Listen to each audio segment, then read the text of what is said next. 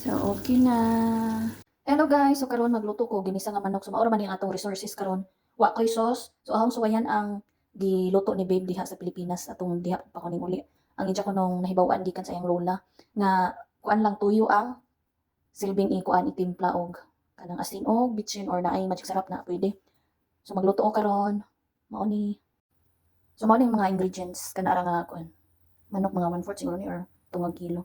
So ako'y bitsin, masukal lang ibutang niya na silver swan o asin o black pepper. So maura na ang ato ang isagol ani. Butang ko o butter na.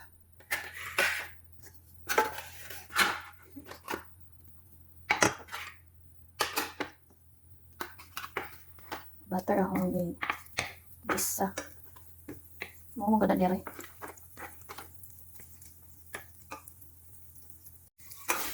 Hilungan na ng kuan ay.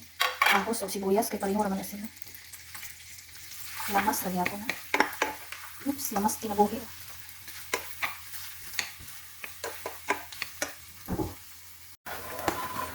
So, butang na yung manok.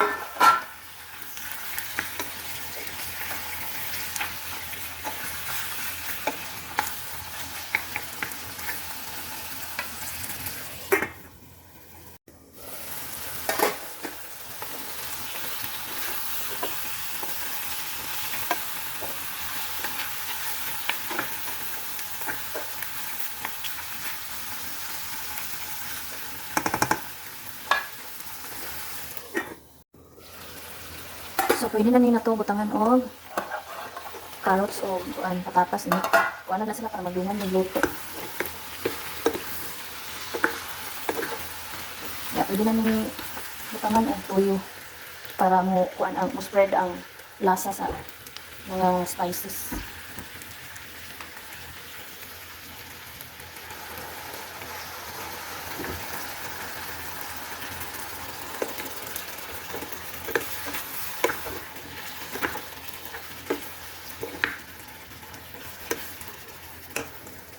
Butangan og asin gamay. Yan ay kuan black pepper ganahan taghanghang niya. Wala to og ama ko bitsin butangan og asukal. Wala na himong bitsin.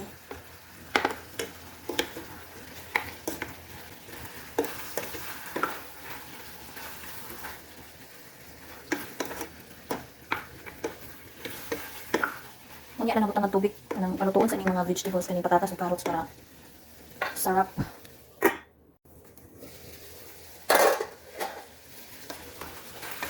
So, kinahanglan yung palutuon ng patatas o carrots. Butangan ako og tubig. Hangtod na mag-dry ni kanang gamay na lang sabaw mabilin ba pa ipahurot jud ko. Kana so after 15 to 20 minutes na ning di ko ha. Hapit na mo mahurot ang sabaw. Niya ang patatas is kuan na. Oh, humok na ang patatas ug ang carrots. Ready to serve na ni taod-taod. Wow, kani yung ganahan. Kana bitong mag kuan na. Wa ni butangi og harina, iyahara jud ni sabaw ba. Lami na. Kani. Luto na, ready to serve. Ang specialty ni Babe, Don the Great.